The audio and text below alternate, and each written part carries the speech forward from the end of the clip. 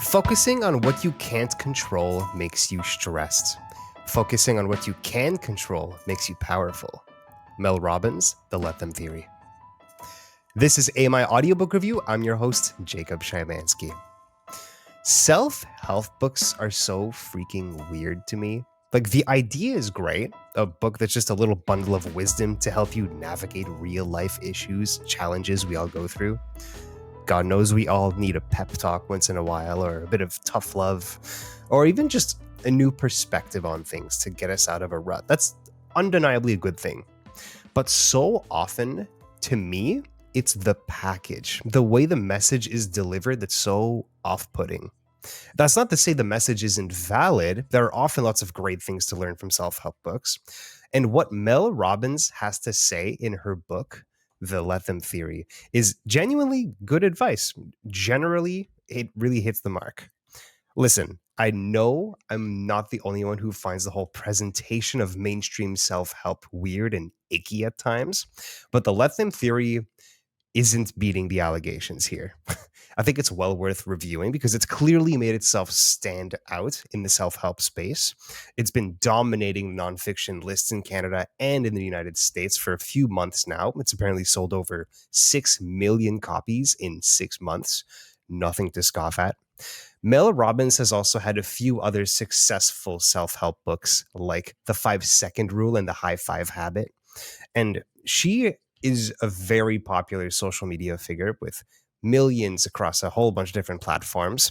And her podcast, the Mel Robbins podcast, is a top 10 podcast on Apple Podcasts. So all that to say, The Let Them Theory is a really big deal and might be the best-selling book of all of 2025 after everything is said and done. It doesn't change the fact that its presentation is just weird as hell. It's basically saying how to fix your life altogether. The audiobook is doing all of that in 10 and a half hours, and it's narrated by Mel Robbins herself, albeit very well. She's a fantastic public speaker, and that translates very well to the narration. The audiobook is only available on Audible right now. We're going to review this book with regular contributor Karoline Bourdeau because she brought this book to my attention initially, and I think it's only fair we review it with her. Karoline, how's it going? Good. How are you? I'm doing all right. It sounds like you're doing pretty decently well right now because you're doing this review from your sailboat, which is quite the location, quite the niche area to be podcasting from. I don't think anybody else does that other than you, Caroline. Hey, whatever stands out. No, Hey, if people judge you, let them. exactly. Who cares? Let me. So let's start right at the heart of this book. Like, what is the concept of the Let Them Theory? If you had to describe it very quickly, and like, is it legit? Can you get behind it personally? I can get behind it Hmm. personally, with some alterations.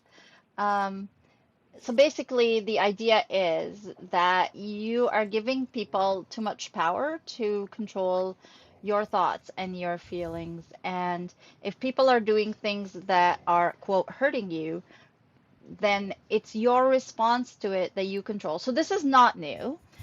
It's new in the way that she says it, but it isn't a new concept.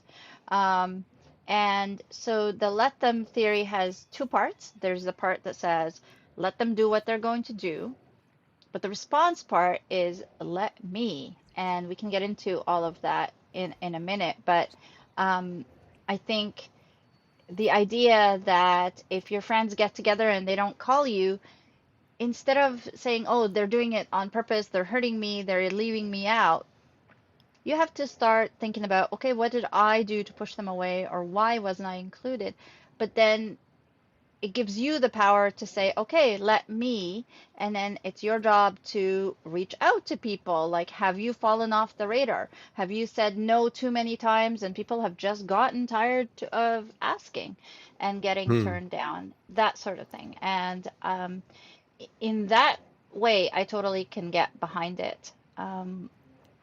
Yeah, that's my summary. The whole point is really to stop letting other people control your actions and to and to and to stop worrying about the things that you can't control, which is a Right. very old piece of advice. And Right. it has to do with the quote that I said at the top, right?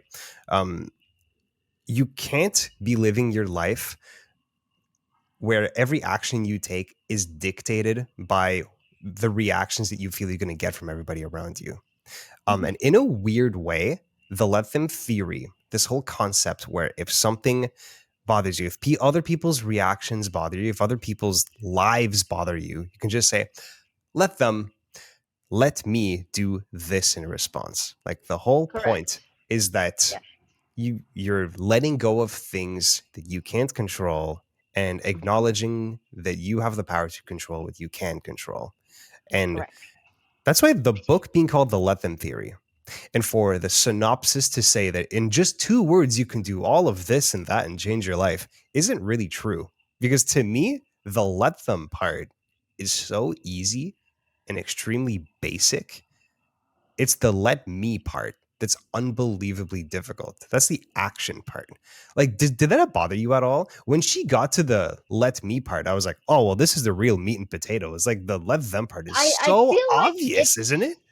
yes. So I feel like she sells you on the let them part, and then she hits you with the let me part. Like I kept thinking, the let me part is the harder thing to do, Way and harder. perhaps more time should have been spent on how you deal with things, not giving people the rental space in your head, but like how do you then go on to deal with it? And I have to tell you, I've been trying to do some of the things from the book. Um, and it is very freeing to just say, okay, yeah, whatever, Someone doesn't want to watch a movie with me today, that's fine. I'm going to watch it by myself and enjoy it, or I'm going to go and read a book. Like that first piece is really easy to implement, right? You're basically just letting go. The second piece is how you react and what your response is.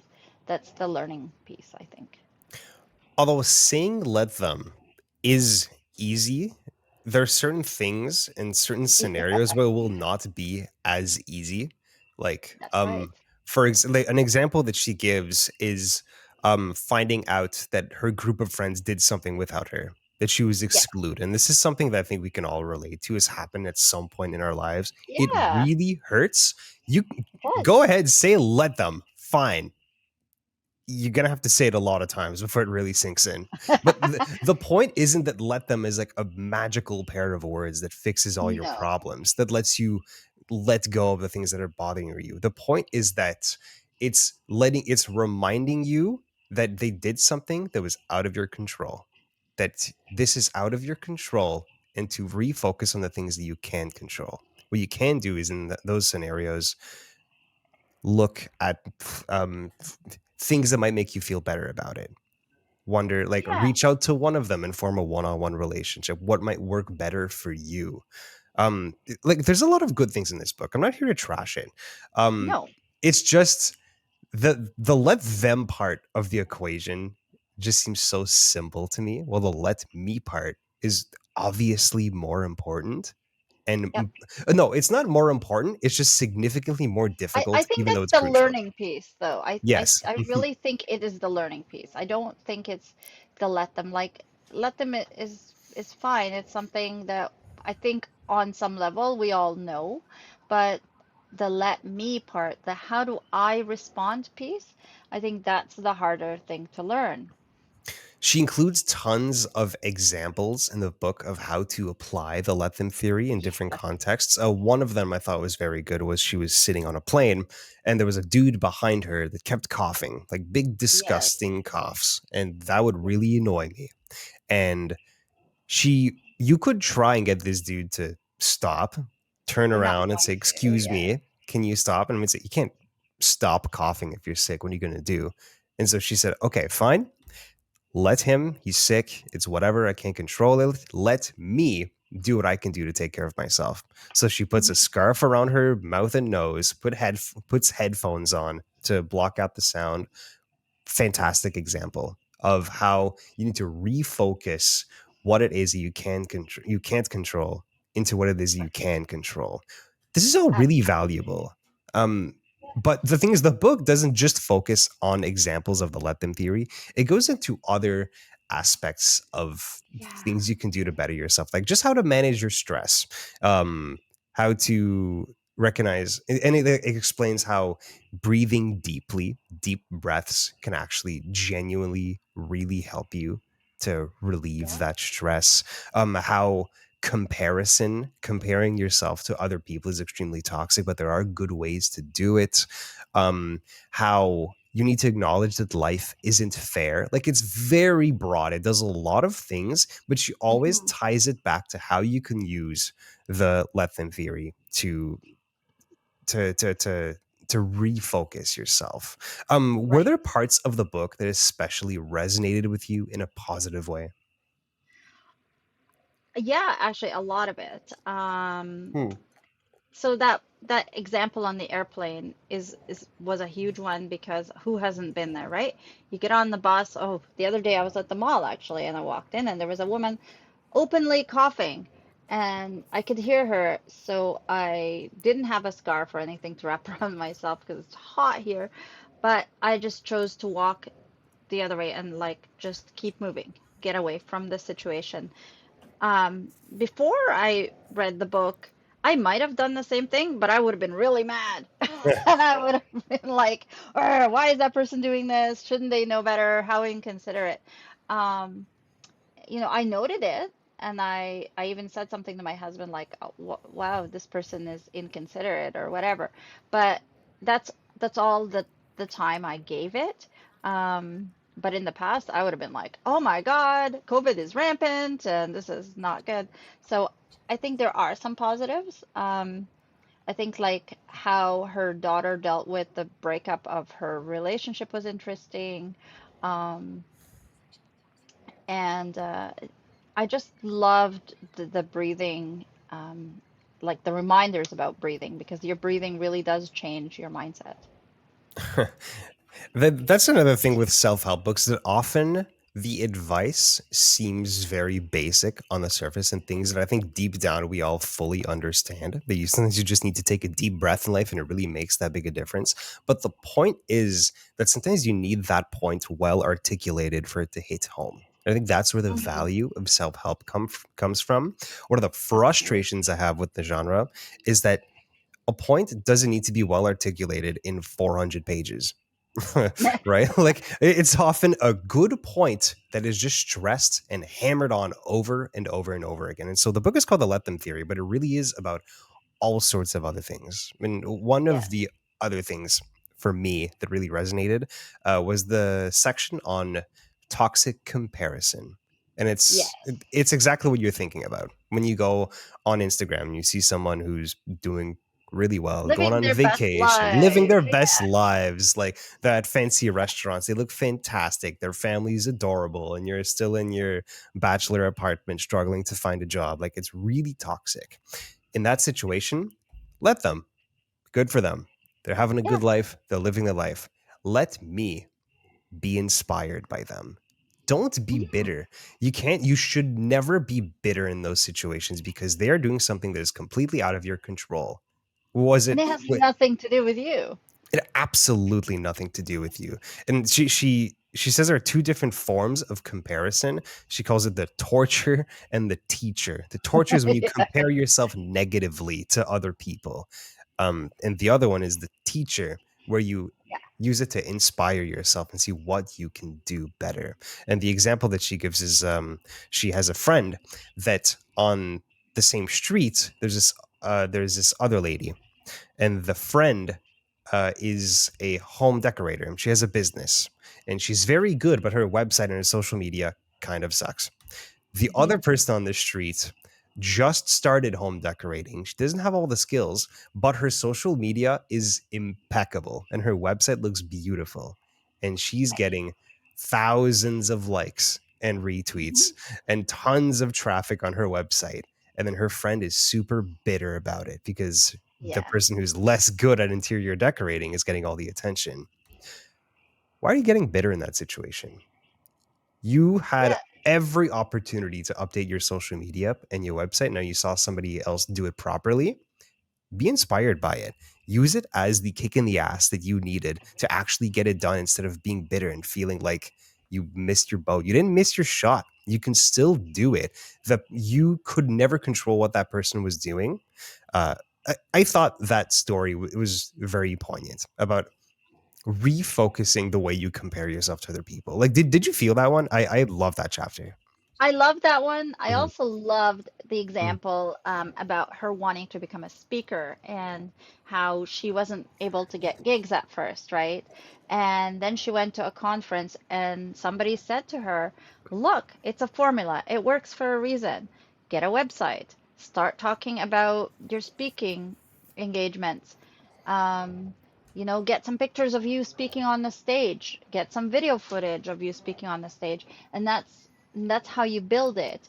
So when she did that, so she stopped being bitter, she actually started to build it and she got the speaking gigs. So she herself talks about how she fell into that for a little while and she was kind of lost and didn't know how to get a speaking gig or more speaking gigs. And now she's got them all the time, right? So She's one of the most popular exactly, like like motivational speakers in the world. Like I think she's doing pretty exactly. well for So herself. she is. But to Mhm. say that she also struggled with this, I think was really good to hear. Yeah, absolutely. Another section, it was quite short that I really appreciated was a bit about how you need to acknowledge that life isn't fair. That's a Yep. fact. And it kind of plays into the tone of the entire book that is extremely pragmatic.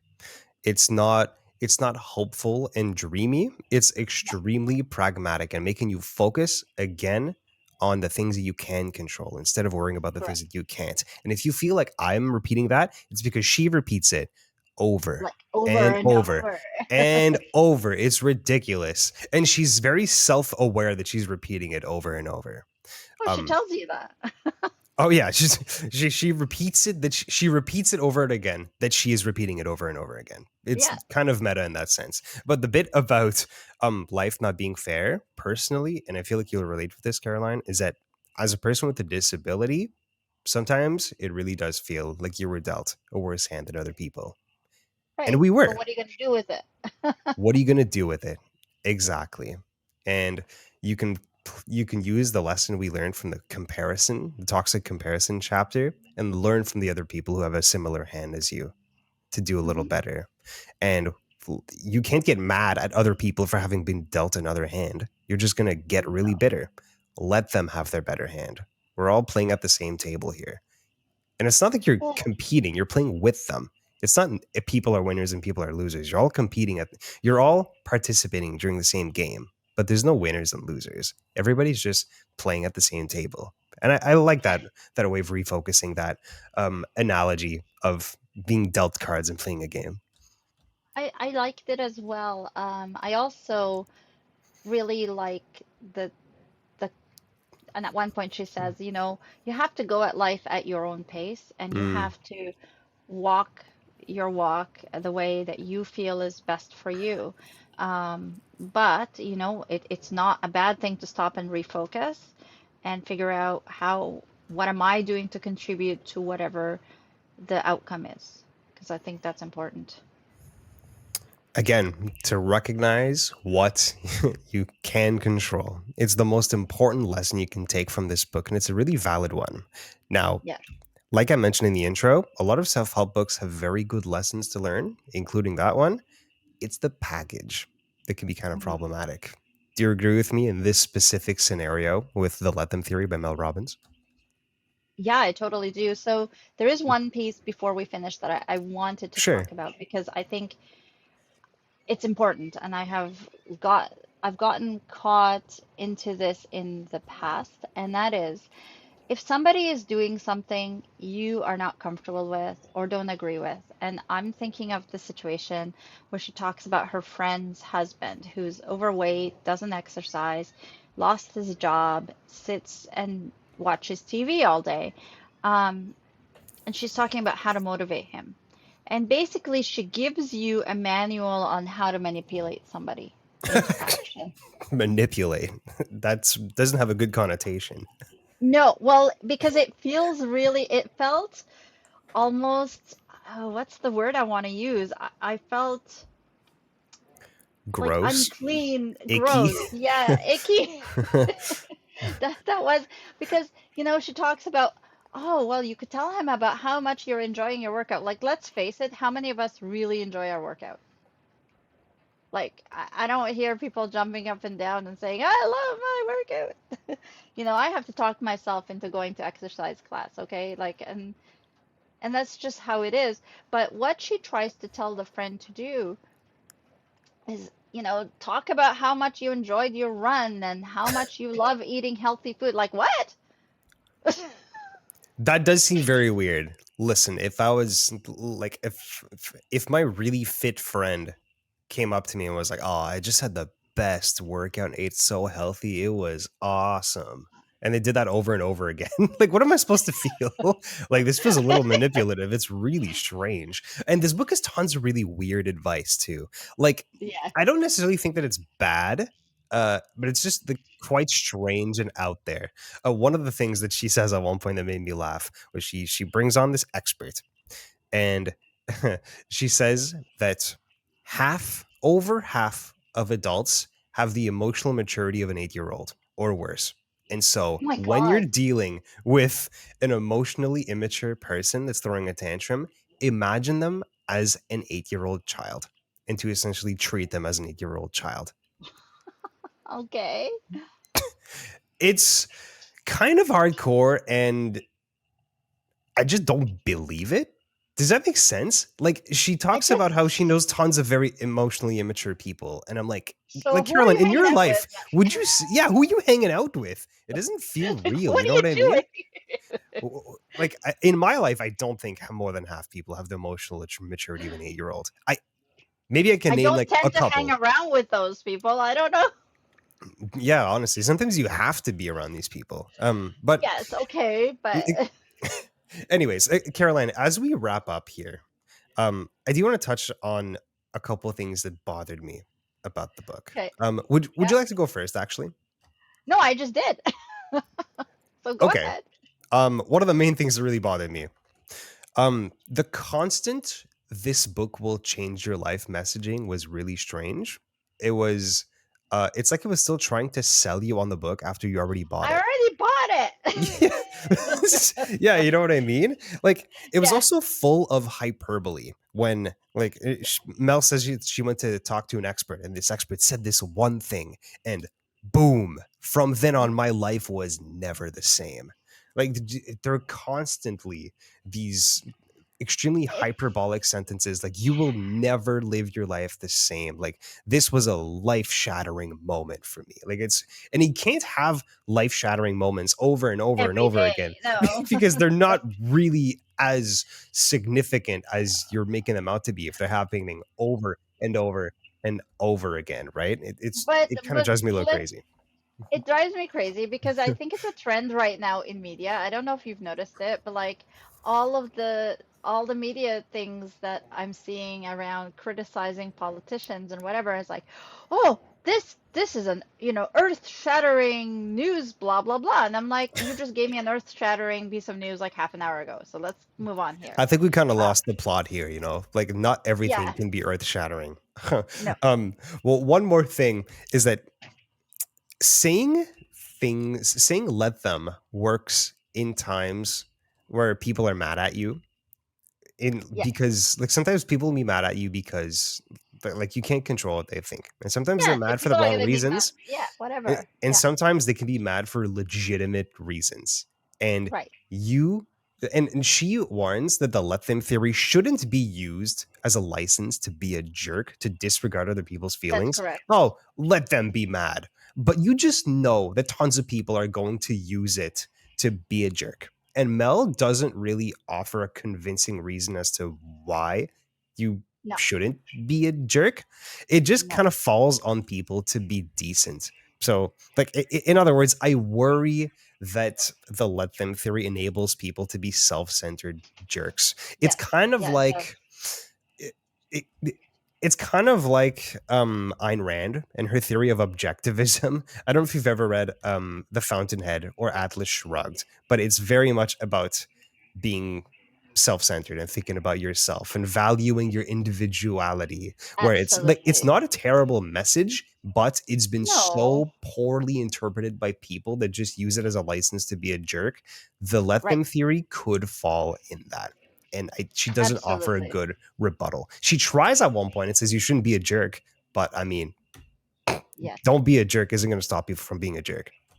No, I don't think she's doing a good job of balancing that, and I think that's the piece that is missing. So, yeah, I agree with you. Caroline, I think we've said quite a lot to give a pretty good idea of the book here. I think Any so. final thoughts as we wrap up? I still say the book is worth reading, but you have to really think through what is being said about it. So, Yeah, with a big old handful of grains of salt. yes, and It's not a everything is mixed life bag. changing. Not everything is life changing. Yeah, No. chill. Okay. Yeah. Caroline, thank you so much for the recommendation. Um, I I hope you at least got a little bit out of it and try to think more about yourself and what you can control. Have a good one. Thank you so much. Thank you. Of course. That was Caroline Bourdeau. She was joining us from her sailboat on Lake It's Ontario. actually the sailboat belonging to Blind Sailing Canada. So, Oh, shout yeah, out I'm Blind Sailing lucky. Canada. Yeah. Joining us on location. Have a good one, All Caroline. right. Bye, We Jacob. were reviewing The Let Them Theory by Mel Robbins, which is available on Audible. And that's all the time we have for this edition of AMI Audiobook Review. AMI Audiobook Review airs weekends at 1 p.m. Eastern on AMI Audio and repeats every 6 hours. But we also make ourselves easy to find. We're on all the big podcasting platforms, and that includes YouTube. You can email us your feedback at audiobookrareview@ami.ca. That's audiobookrareview@ami.ca. We want to hear from you. I'm Jacob Shymanski. Happy listening.